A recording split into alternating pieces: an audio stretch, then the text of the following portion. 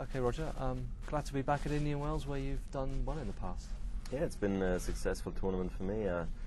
Won 3 years in a row, and then a little bit of a hiccup last year, losing the first round. So it would be nice to come back on a winning streak here, and I'm happy to be back on tour. You know, after a bit of sickness, and feel good in practice anyway, and hope I can carry it over to the match courts now. Yeah, how is your fitness?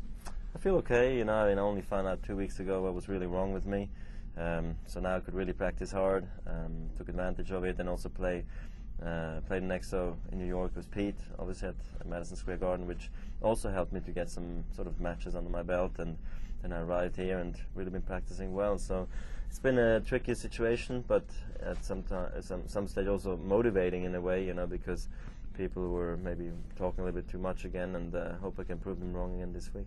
Exactly. I mean, I guess you're used to people. As soon as you lose a couple of matches, people start saying, is your level maybe a bit low? I mean, does it make you laugh that, or does it actually get to you a bit?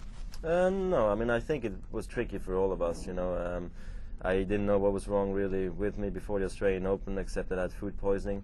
Then I played through the tournament, you know, played through Dubai, and only then did I tell the people really what I had, you know. And it's not easy. I didn't lie to the people, but I really wanted to see first how I felt playing Dubai. And so then, of course, it's also hard for the judges or for the experts to judge really on how I played, you know, because I didn't know what was wrong with me. So I think now as everything is normal again, and now if I lose, okay, then you can be hard on me, but I hope it's not going to happen. Well, obviously last year was a real shock defeat, so you must obviously want to avenge that. Yeah, I mean, last year was a tough loss, you know, sort of a strange one. Canyons came through qualifying, might have even been a lucky loser, and played really well. He used to be a top 10 player before, and came back so strong, and beat me back-to-back at Indian Wells in Miami. So he's not anywhere close to my draw, which is maybe a good thing.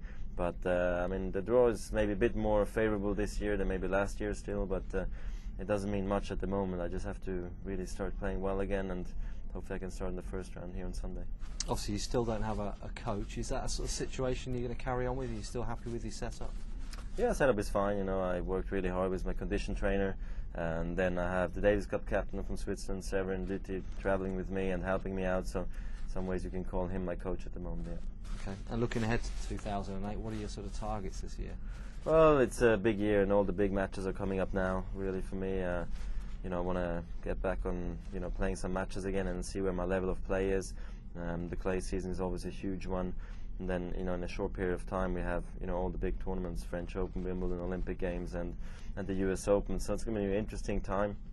Hopefully I'm going to be injury free and healthy to play in all of those. But it's hard for me to pick which one is the most important. I guess at the end of the year I would like to be #1 in the world, and for those I need the big tournaments to win.